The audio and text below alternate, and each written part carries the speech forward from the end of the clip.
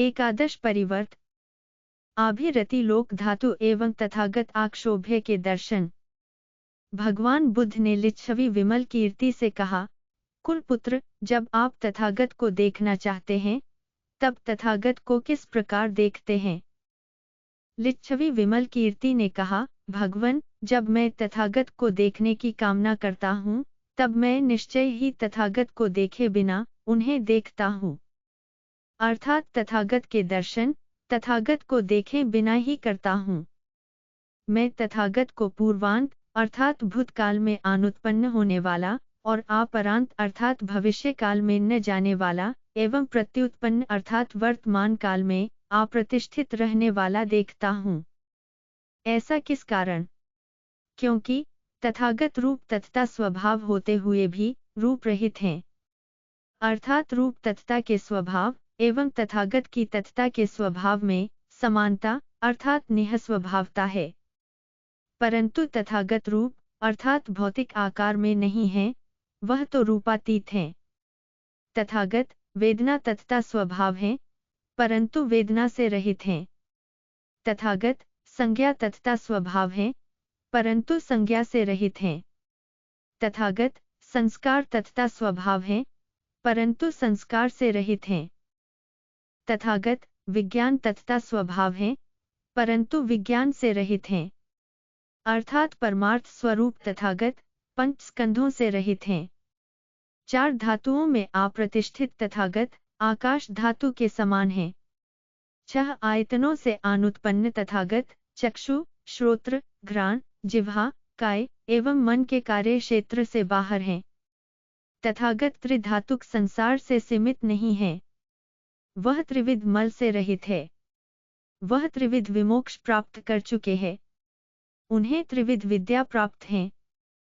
तथागत ने अप्रतिलब्ध अर्थात जो प्राप्त नहीं किया जा सकता है, उसे सप्रतिलब्ध अर्थात भली भांति प्राप्त किया है।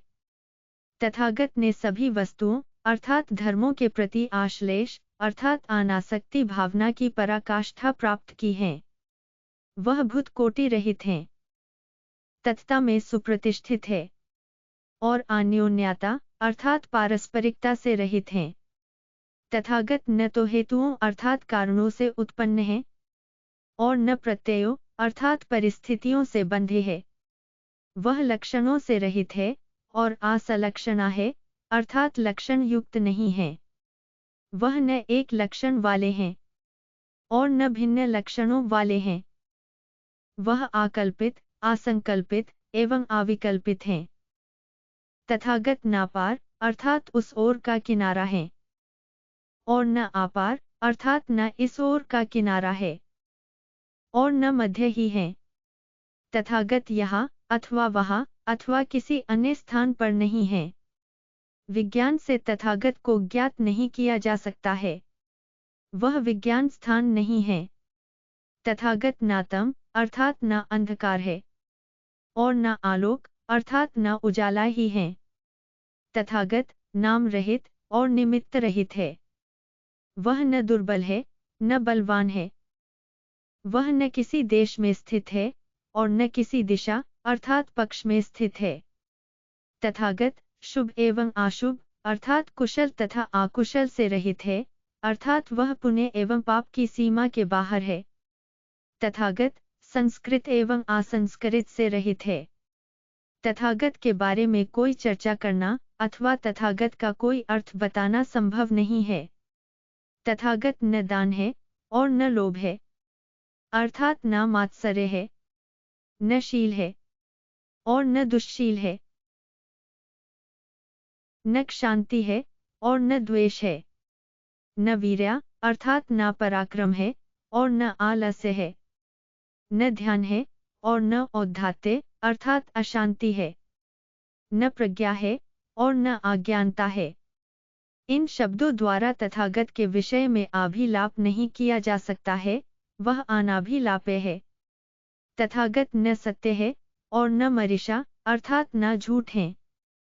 वह न अवधारण अर्थात सीमित है और न अनावधारण अर्थात असीमित है। वह न जगत विधि अर्थात न सांसारिकता है और न जगत अविधि अर्थात न आसांसारिकता है। तथागत सभी सिद्धांतों अर्थात वादों एवं व्यवहारों अर्थात चर्चाओं का पूर्ण रूपेण अंत है, अर्थात तथागत में विचारों एवं कार्यों का समूल नाश हो जाता है। तथागत न तो पुण्य क्षेत्र की सत्ता है और न पुण्य क्षेत्र का अभाव है। वह न दाक्षिणीय अर्थात न दान दक्षिणा देने योग्य है और न दान दक्षिणा को पवित्र न करने वाले ही है। वह न ग्राहितव्या अर्थात न ग्राह्य वस्तु है और न स्पर्शितव्य अथवा स्पर्शनीय वस्तु ही है और न निमित्त ही है। तथागत असंस्कृत अर्थात निर्वाण है, संख्या रहित है, समता सम अर्थात समता के समान है, धर्मता के समान और आसमान है। वह अतुल्य वीर्य अर्थात पराक्रम प्रयत्न में अतुलनीय है। वह तुलना की परिधि के बाहर है अर्थात तुलना समतिक्रांत है। तथागत न आता है और न समतिक्रमण करता है। तथागत न दिखाई देता है, न सुनाई पड़ता है, न ज्ञात होता है और न पहचाना जाता है। वह सब प्रकार के ग्रंथियों अर्थात उलझनों से मुक्त है, अर्थात तथागत सारी ग्रंथियों अर्थात गांठों से रहित है। तथागत ने सर्वज्ञ ज्ञान की समता प्राप्त कर ली है। तथागत ने सभी धर्मों अर्थात वस्तुओं के प्रति ऐसी समता प्राप्त कर ली है जिसमें किसी चीज के प्रति विशेष अथवा अविशेष भाव नहीं है। तथागत सर्वत्र निरावध्य अर्थात अनिंदनीय है, सर्वस्व रहित अर्थात अकिंचन है, दोष रहित है, कल्पना रहित है, विकल्प रहित है। तथागत आकरित है, अनुत्पन्न है, अजात अर्थात अजन्मा है, अभूत है, असंभूत है, अभावी है, अनभावी है अर्थात न उत्पन्न होते हैं और न अनुत्पन्न होते हैं। तथागत निर्भय है, अनालय है, शोक रहित है, आनंद रहित है, तरंग रहित है और सर्व प्रकार के वाणी व्यापार व उपदेश से अवक्तव्य अर्थात अकथनीय है। भगवन तथागत का इस प्रकार है, उसे इसी प्रकार से देखना चाहिए। जो इस प्रकार देखता है वह सम्यक प्रकार से देखता है, जो अन्यथा देखता है वह मिथ्या देखता है। तब आयुष्मान शारिपुत्र ने भगवान से पूछा, भगवन यह कुलपुत्र विमल कीर्ति कौन से बुद्ध क्षेत्र से च्युत होकर अर्थात मरने के पश्चात इस बुद्ध क्षेत्र में पुनः जन्म लेकर आया है। भगवान बुद्ध ने कहा, शारिपुत्र इस सत्पुरुष से ही पूछो कि वह कहाँ से च्युत होकर यहाँ आया है। तब आयुष्मान शारिपुत्र ने लिच्छवी विमल कीर्ति से पूछा, कुलपुत्र आप कहाँ मरने के पश्चात यहाँ आए हैं। विमल कीर्ति ने उत्तर दिया, स्थविर ने जो धर्म साक्षात्कार किया है, क्या उसमें कोई चीज है जो मरती है और उत्पन्न होती है। शारिपुत्र ने कहा, इस धर्म में कोई ऐसी चीज नहीं है जो मरती है और उत्पन्न होती है। विमल कीर्ति ने कहा, भदंत शारिपुत्र इसी प्रकार सभी चीजें अर्थात सभी धर्म जब च्युति एवं उत्पत्ति रहित हैं, तो आप ऐसा क्यों पूछते हैं कि तुम कहाँ से मरने के पश्चात यहाँ आए हो। भदंत शारिपुत्र यदि मायाकार अर्थात मायावी जादूगर द्वारा निर्मित किसी स्त्री अथवा पुरुष से यह पूछा जाए कि वह स्त्री अथवा पुरुष कहाँ मरने के पश्चात यहाँ उत्पन्न हुए हैं, तो इस प्रश्न का उत्तर क्या होगा। शारिपुत्र वह मायाकार द्वारा निर्मित निर्माण काय भी च्युति एवं उत्पत्ति से रहित है, इसलिए इस प्रश्न का क्या उत्तर होगा, अर्थात इस प्रश्न का उत्तर निरर्थक होगा। विमल कीर्ति बोले, भदंत शारिपुत्र क्या तथागत ने यह घोषणा नहीं की है कि सभी धर्म निर्माण स्वभाव है। शारिपुत्र ने कहा, हाँ कुलपुत्र यह ठीक है। विमल कीर्ति बोले, भदंत शारिपुत्र चूंकि सभी धर्म निर्माण स्वभाव के हैं अर्थात माया से उत्पन्न वस्तु की तरह उनका स्वभाव है, तो आप ऐसा क्यों पूछते हैं कि तुम कहाँ मरने के पश्चात यहाँ उत्पन्न हुए। भदंत शारिपुत्र च्युति अर्थात मृत्यु का लक्षण अभिसंस्कार अर्थात क्रिया व्यापार को जारी रखना है। अतएव यद्यपि बोधिसत्व मरता है तो भी वह कुशल मूलों के आभि संस्कार को समाप्त नहीं करता है।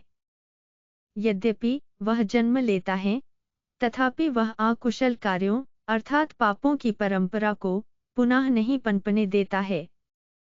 तब भगवान ने आयुष्मान शारिपुत्र से कहा, शारिपुत्र, यह सत्पुरुष तथागत अक्षोभ्य के पास से आभिरति लोक धातु से यहाँ आया है। शारिपुत्र ने कहा, आश्चर्य है भगवन कि यह सत्पुरुष उस विशुद्ध बुद्ध क्षेत्र अर्थात आभिरति लोक धातु से आकर मृत्यु की बहुलता से प्रदूषित इस बुद्ध क्षेत्र अर्थात इस सहालोक में प्रसन्न है। लिच्छवी विमल कीर्ति ने कहा, शारिपुत्र, आप क्या समझते हैं? क्या सूर्य का प्रकाश अंधकार के साथ होता है? शारिपुत्र ने कहा, बिल्कुल ही नहीं कुलपुत्र। विमलकीर्ति बोले, तो क्या वे दोनों एक साथ नहीं होते हैं? शारिपुत्र ने कहा, कुलपुत्र, वे दोनों एक साथ नहीं होते हैं। ज्यों ही सूर्य मंडल उदित होता है, तो सर्व अंधकार नष्ट हो जाते हैं। विमल कीर्ति बोले, जम्बूद्वीप से सूर्य क्यों उदित होता है? शारिपुत्र ने कहा, आलोक करने के लिए और अंधकार नष्ट करने के लिए। विमलकीर्ति बोले, इसी प्रकार भदंत शारिपुत्र बोधिसत्व स्वेच्छा से अर्थात जानबूझकर अशुद्ध बुद्ध क्षेत्रों में जन्म लेता है। केवल प्राणियों की परिशुद्धि करने के लिए, ज्ञान का आलोक करने के लिए और महान अंधकार का नाश करने के लिए बोधिसत्व क्लेशों के साथ नहीं रहता है। वह सभी प्राणियों के क्लेशांधकार का विनाश करता है। उस समय उस सारी परिषद के सदस्यों के मन में ऐसी इच्छा अर्थात भावना हुई कि हमें भी उस आभिरति लोक धातु तथागत अक्षोभ्य उनके बोधिसत्वों एवं महाश्रावकों का दर्शन करना चाहिए। भगवान बुद्ध ने उस संपूर्ण परिषद के सदस्यों के विचारों को स्वयं जानते हुए लिच्छवी विमलकीर्ति से कहा, कुलपुत्र, यह परिषद आभिरति लोक धातु को एवं तथागत को देखना चाहती है। अतएव इस परिषद को उनका दर्शन करवा दो। लिच्छवी विमलकीर्ति ने सोचा, इस सिंहासन से उठे बिना ही मैं उस आभिरति लोक धातु को, वहां के लाखों बोधिसत्वों को, चक्रवाड़ पर्वत की गिरिमाला से घिरे हुए भवनों को, उस लोक धातु के देवताओं, नागों, यक्षों, गंधर्वों एवं असुरों को, वहां की नदियों, तड़ागों, उत्सों अर्थात फव्वारों, जलधाराओं, समुद्रों, बरिकाओं को, वहां के सुमेरु पर्वत, अन्य पर्वतों एवं हार्मिकाओं को, वहां के चंद्र, सूर्य एवं तारांगणों को, देवताओं, नागों, यक्षों व गंधर्वों के निवास स्थानों को, वहां के ब्रह्मा के सपरिवार भवनों को, वहां के ग्राम, नगर, निगम, जनपद, राष्ट्र, नर, नारी एवं मकानों को, वहां के बोधिसत्वों एवं श्रावकों की परिषद को, अक्षोभ्य तथागत के बोधि वृक्ष को भी, समुद्र के समान विशाल परिषद के मध्य विराजमान होकर धर्मोपदेश करते हुए तथागत अक्षोभ्य को और उन कमल पुष्पों को, जो दसों दिशाओं में प्राणियों के लिए बुद्ध कार्य करते हैं, इन सब को मैं ले आता हूँ। जो रत्नमय 3 सीढ़ियां जम्बूद्वीप से त्रायस्त्रिंश भवन अर्थात स्वर्ग तक जाती हैं, जिन सीढ़ियों से चढ़कर त्रायस्त्रिंश निवासी देवतागण तथागत अक्षोभ्य के दर्शन करने के लिए, उनकी वंदना करने के लिए, उनकी उपासना करने के लिए एवं उनसे धर्म श्रवण करने के लिए जम्बूद्वीप में आते हैं।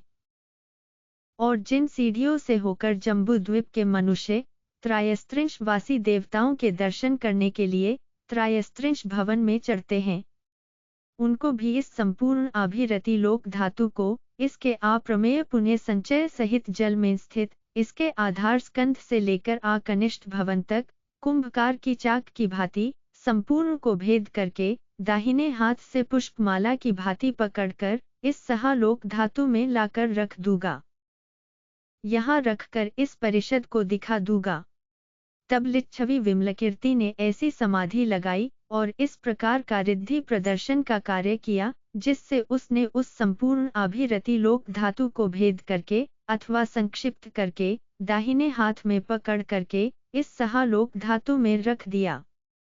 उस आभिरति लोक धातु में श्रावक, बोधिसत्व, देवता एवं मनुष्य दिव्य चक्षु नामक अभिज्ञा वाले थे, वे क्रंदन करने लगे, अर्थात जोर से चीखने लगे, भगवन हमें ले जाए जा रहे हैं, अर्थात हमें भगा कर ले जाया जा रहा है, सुगत हमें भगा कर ले जाया जा रहा है, सुगत हमारी रक्षा कीजिए, हमें बचाइए, ऐसी प्रार्थना करने लगे। उन्हें विनीत अनुशासित करने के लिए भगवान ने उनसे कहा, बोधिसत्व विमल कीर्ति द्वारा आप ले जाए जा रहे हैं, यह तो मेरा क्षेत्र नहीं है।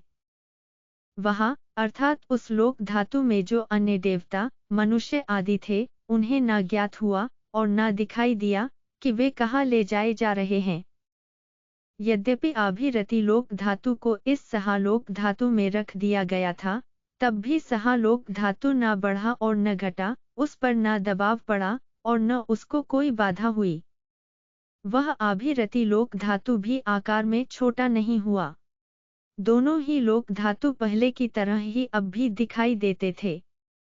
तब भगवान बुद्ध शाक्य मुनि ने उस संपूर्ण परिषद को संबोधित करते हुए कहा, मित्रों, आभिरति लोक धातु को, तथागत आक्षोभ्य को और उनके बुद्ध क्षेत्र के श्रावकों एवं बोधिसत्वों के ऐश्वर्य को देखो। उन सब ने कहा, अवश्य ही देख रहे हैं, भगवन। भगवान बुद्ध ने कहा, जो बोधिसत्व इस प्रकार के बुद्ध क्षेत्र का परिग्रहण करना चाहता है, उसको तथागत आक्षोभ्य के बोधिसत्वों की सब प्रकार की चर्या में अपने को प्रशिक्षित करना चाहिए। इस प्रकार विमल कीर्ति द्वारा आभिरति लोक धातु के तथा तथागत आक्षोभ्य के सदन के रिद्धि पूर्ण कार्य के समय इस सहालोक धातु के 1,40,000 प्राणियों ने, अर्थात देवताओं, मनुष्यों एवं अन्य प्राणियों ने अनुत्तर सम्यक संबोधि का चित्तोत्पादन किया। उन सभी ने उस आभिरति लोक धातु में जन्म लेने के लिए प्रणिधान किया, अर्थात निश्चित धारणा बनाई। भगवान ने भी उन सभी की भविष्य में आभिरति लोक धातु में उत्पन्न होने की भविष्यवाणी की। लिच्छवी विमल कीर्ति ने इस सहालोक धातु के उन सभी प्राणियों का परिपाचन करके, जो इस प्रकार से परिपाचनीय थे, उस आभिरति लोक धातु को यथास्थान पुनः प्रतिष्ठापित कर दिया।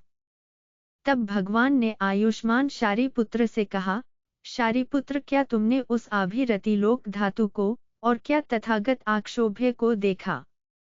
शारिपुत्र ने उत्तर दिया, जी हाँ भगवन, मैंने उन्हें देखा।